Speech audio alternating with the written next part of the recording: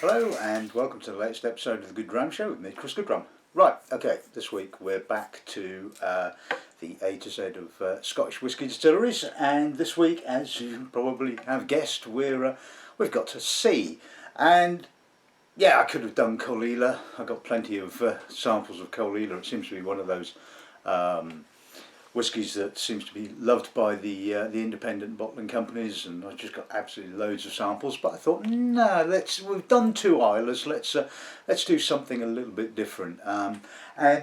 So I thought we'd pick one of my favourite Highland distilleries, which is Clynelish, and I've tasted some very good bottlings, and I've tasted some not so great bottlings of Clynelish. And whenever I come across a really good bottling of Clynelish, then I tend to stock it, and I thought by doing Clynelish I can also sort of kill two birds with one stone.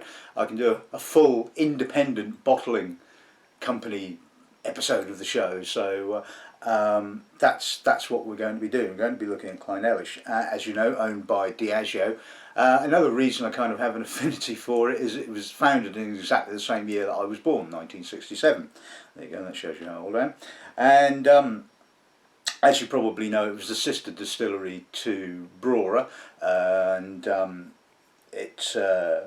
Brora used to be called Clynelish until they built Clynelish, and then it became Brora, and they kind of worked. The two distilleries worked for about 14 years apparently before Brora was finally closed, and the difference between the two was Brora was generally speaking a more heavily peated spirit than Clynelish, and I've tasted several bottlings of Clynelish that are practically unpeated and have that lovely Highland character, and some that have quite a bit of peat.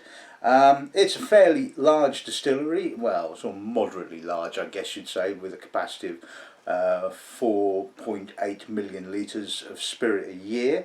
They've got two stainless steel washbacks, which were installed in 2008, 3 pairs of stills, and the bulk of the production of Clynelish, as you probably well know, being owned by Diageo, goes into Johnny Walker Black Label. They also do a couple of distillery bottlings, I think an 18-year-old, and they do a 12-year-old for the Friends of the Classic Malts, and a 14-year-old Distillers Edition finished in Oloroso, which I'm not a great fan of, it has to be said. I have tasted it and I'm not a huge fan, shall we say. So yeah, there you have it, Clynelish. It's a pretty quick potted history, but we've got 6 bottlings to look at, so we'll just crack on and introduce the lineup then.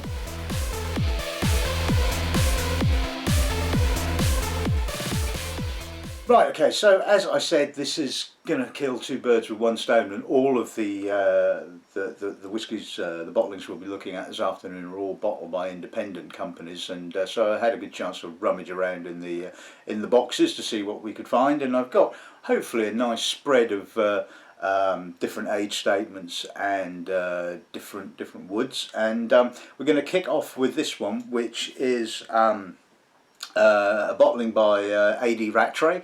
It was distilled in 1997, bottled in 2009, so quite a while ago now, thus making it a 12-year-old.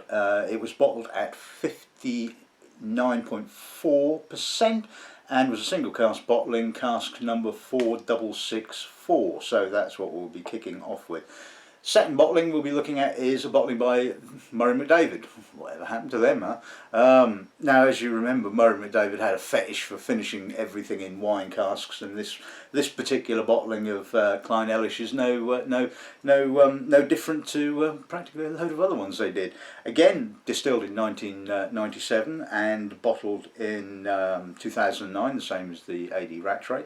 So again, 12 years old. This was finished in Chateau Lafite casks and bottled at 46%. So we'll see what that's like. And the third bottling is a 13-year-old. It was bottled by James MacArthur in their Old Masters series, again distilled in 1997. Looks like they were selling off a load of casks in 1997, doesn't it? And bottled in August of 2011. Like I said, it's a 13-year-old and bottled at 52.1%. The fourth one we'll be looking at is slightly more recent bottling, bottled by Hunter Laing in their old malt cask range, bottled at 50%.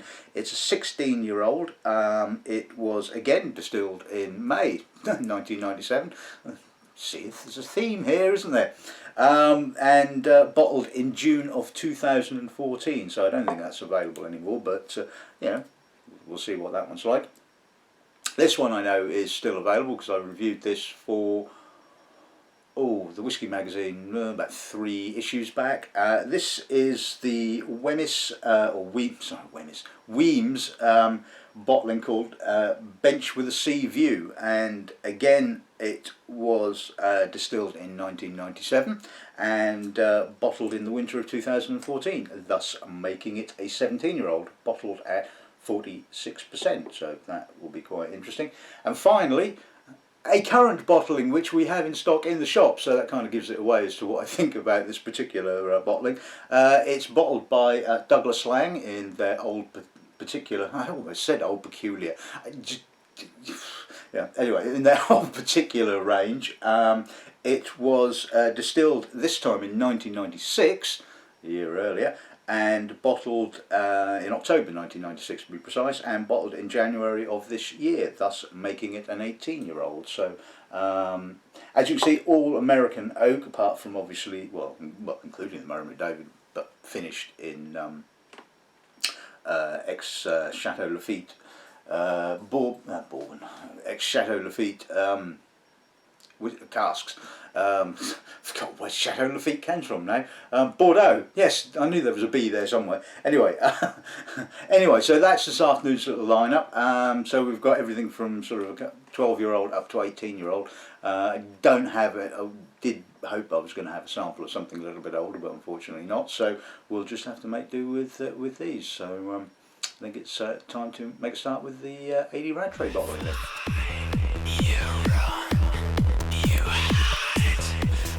Right, okay, so let's make a start with the A.D Rattray bottling then. Quite fresh, plenty of barley, little bit of caramel, toffee, but it's got a real minerality to it. And one of the things I love about Clynelish is that it can have this real Highland mineral character. And this certainly has an awful lot of it. A little bit of white fruit, licorice, white licorice. Some nice barley. It's all very subtle, you know, and like I said, the emphasis is definitely on the minerality. Palate.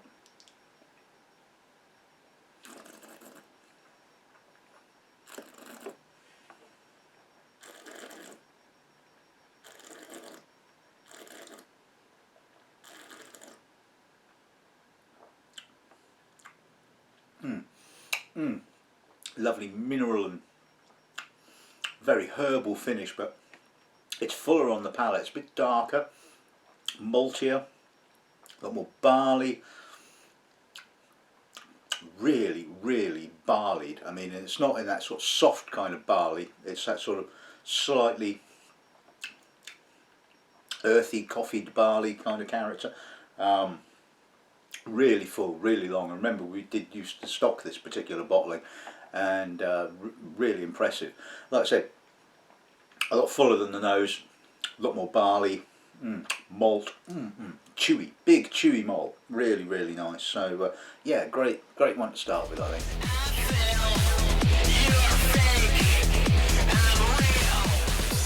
Okay, so on to the Murray McDavid. So finished in ex-Bordeaux casks.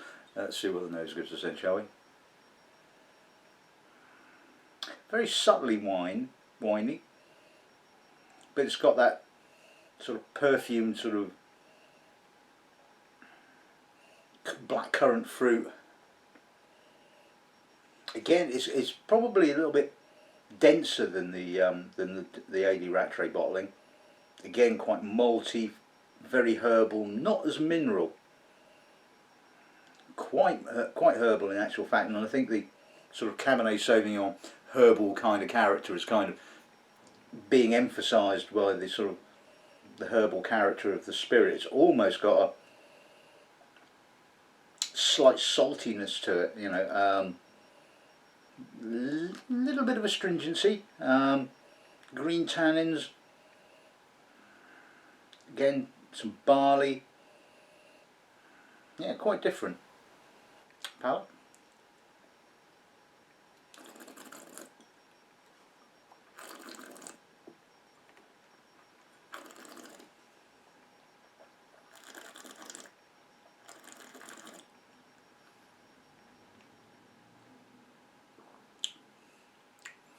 Wonderfully soft, very smooth. Probably not the most complex of bottlings. A lot of wininess, sort of syrupy, sort of black fruits. Again, really malty, very deep, very intense. Little bit of herbalness, a little bit of minerality on the finish. Soft, easy going. I remember it wasn't particularly expensive bottling when we used to stock this. Yeah, that's nice.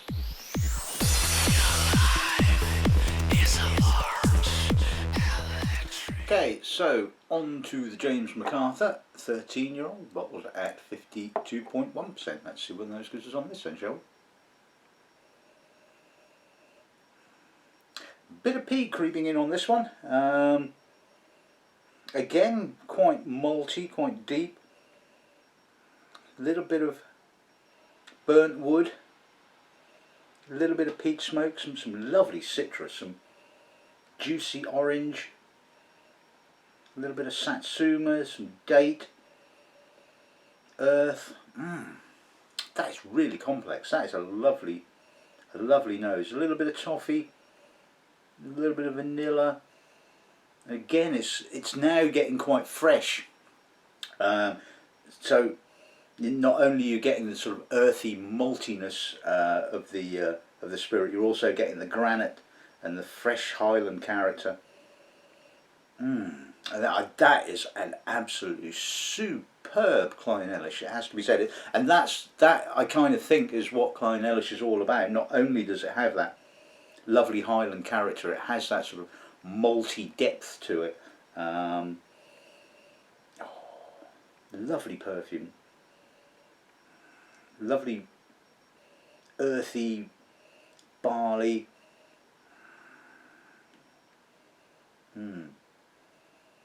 Sniff that all day, that's lovely. Palate.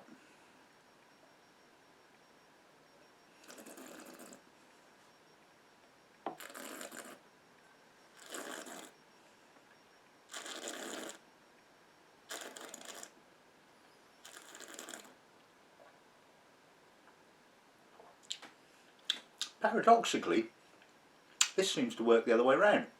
Where the nose was quite dense and malty and intense, the palate is softer, a lot more floral, citric, orange, very juicy, a little bit of earth, a little bit of peat smoke, just coming through right on the finish.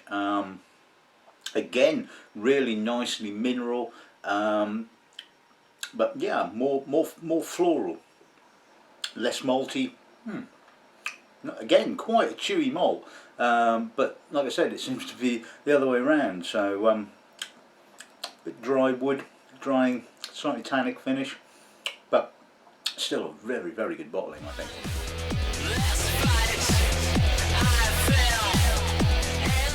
Right, moving up the age statement, we're on to the 16-year-old old malt cask bottling. Let's see what the nose gives us on this then, shall we? A lot more oak character, heavy toffeed vanilla, again quite herbal, malty, with a little bit of a perfume note sort of in the background. Oh, it's got some weight to it, getting some lovely honeyed notes coming out now, some that sort of mature kind of American oak, that starting to become quite dusty, but still quite sort of creamy, buttery. I mean, it's possibly a little bit too much oak, I guess. That's kind of like the mineral freshness seems to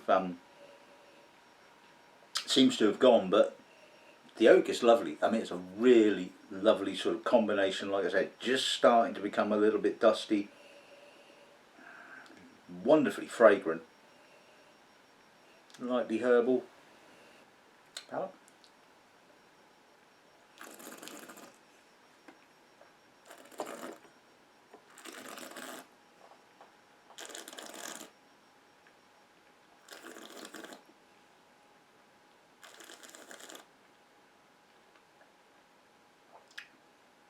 Oh, that's soft. Oh, that's getting dusty.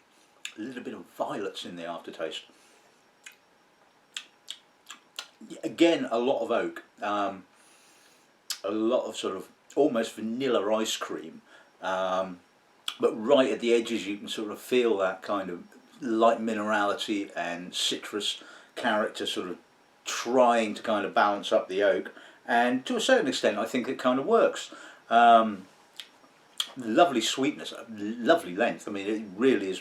Still taste it now, but there is more oak, and a lot more oak, and sweeter. Like I said, sort of not pleasant, violety kind of finish to it, but it certainly doesn't have the freshness of the younger ones, which is not a surprise. You don't expect it to, but I think in like a lot of distilleries, I often tend to sort of like gravitate more to the younger malt in their ranges, which tends to have that, things like Bal Blair and Agnock, which just has that lovely sort of freshness to it, to name another couple of Highland whiskies. So although some of their older whiskies are exceptionally good as well, but you know, I think, you know, they all have their place, but I must admit I do kind of like the sort of like the, certainly with my Highlands anyway, I like that sort of youthful citrus granite, you know. But yeah, that's not a bad bottling at all. Pleasant, really nice.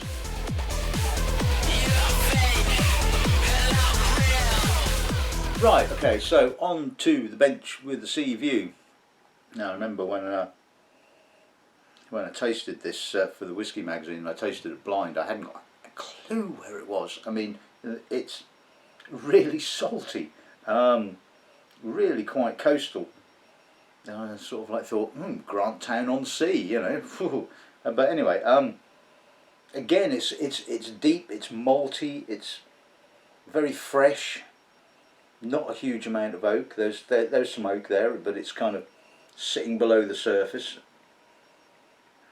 Very aromatic. There's a lovely kind of balance of light and darkness with this particular bottling, which is amazing, because I mean, I've tasted a lot of the Wemyss bottlings, and they can be a bit hit and miss, shall we say, but certainly I think of late of the bottlings of theirs that I've tasted, I've been really quite impressed. So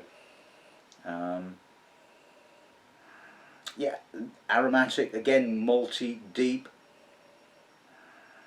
real character this particular malt, and again it's got that real saltiness, you know, granite salt, you know.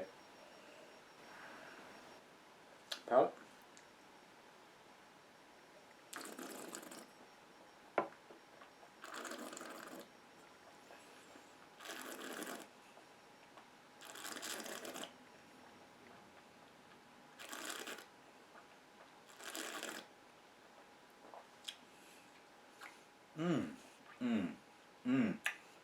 Now that tastes a lot more mature than 16. Again, that sort of finish is all about that kind of dusty American oak, but oh, that's got some freshness, that's got some salty minerality, some lovely caramels, some vanilla, malt, again quite deep, quite weighty, yeah, chewy. That's a big chewy mouthful. That's really nice. That's very good.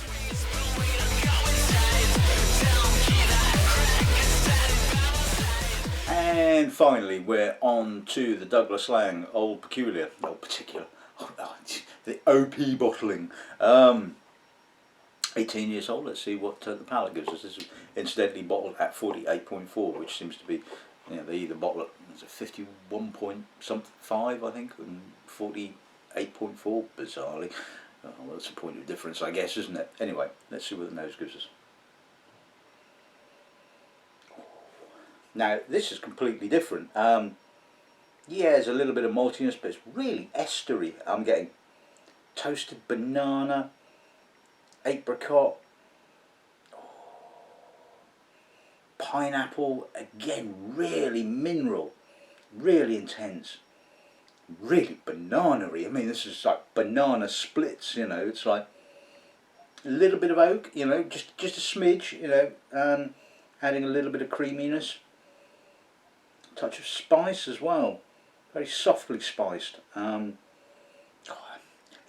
completely and utterly different. You know, you would have thought this was a lot younger. There's a little bit of burnt wood, a little bit of peat smoke, you know, just a smidge. But wow, that's fruity. That's impressive. Oh.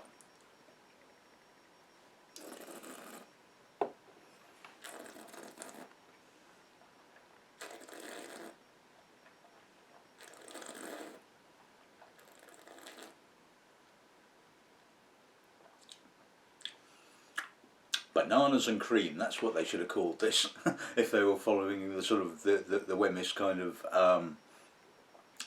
Malt Whisky Society kind of naming of their bottlings. Really fresh, really intense, really granity, but some lovely bananas and apricot, and it's probably not quite as long as some of the other bottlings, but it has that sort of real freshness to it. And it's really quite unusual by Clynelish standards. Like I said, it's not particularly malty, it's not particularly deep and intense in that kind of malty, kind of deep and intense way. I mean, it has got intensity, but it's got a more fresher, minerally intensity, and a light grassiness. It's almost kind of like sort of on the axis of kind of you know, Highland Speyside kind of style. Oh, just cleansing, palate cleansing. It was really, really nice. I mean, like I said, it kind of opens up a little bit more with the oak, but by the time you get to the finish, that sort of minerality and citrus note is really sort of cut through all of that, and it's like, yeah, not cheap, if my memory serves me correct, but a very, very good bottling.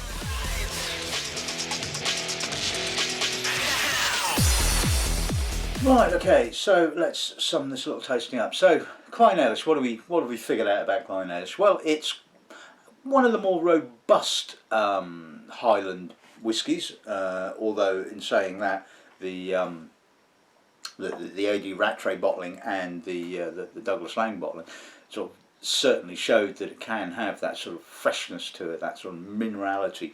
And yeah, this was a lovely bottling. The A.D Rattray 12-year-old, again, like I said, it had that sort of lovely sort of fresh kind of character, and you know, real granitiness.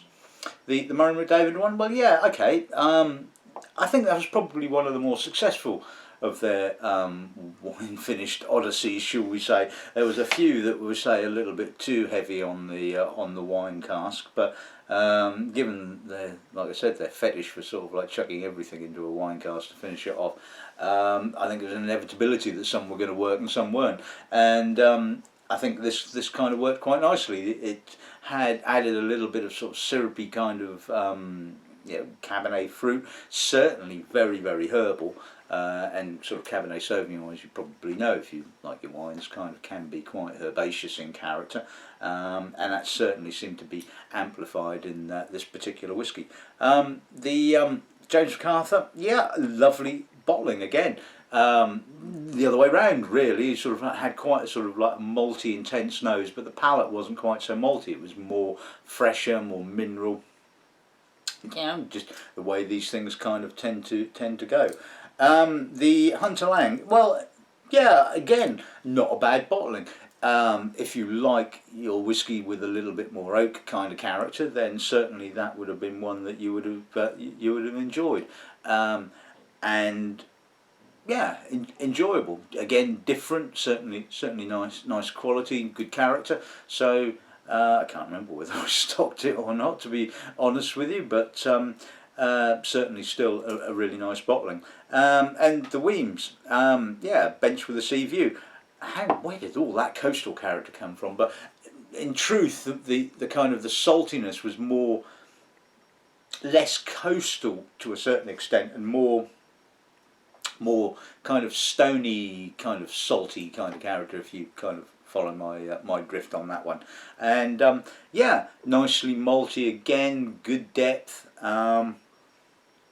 Certainly got no issue with recommending that particular bottling, and you know, probably worth hunting out. And the old particular. I really must stop thinking old peculiar. But anyway, the Douglas Laing bottling. Do you know, this is possibly my favourite bottling, and not because it's basically one that we already stock, and not because it's the oldest.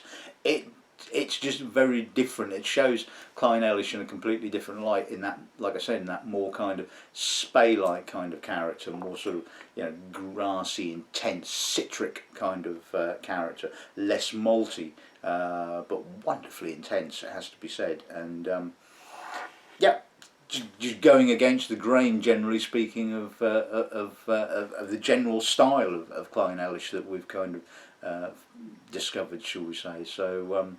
So yeah, there you have it. That's this week's episode of the show in the bag, so to speak. I hope you've enjoyed it, and not a lot of anything left, is there? But I shall enjoy the remnants of this while I'm editing this particular episode. So anyway, like I said, I hope you've enjoyed this episode of the show, and next week we'll be moving on to the letter D, and I'll see what I can dig up for that one. So until then, good dramming, good afternoon.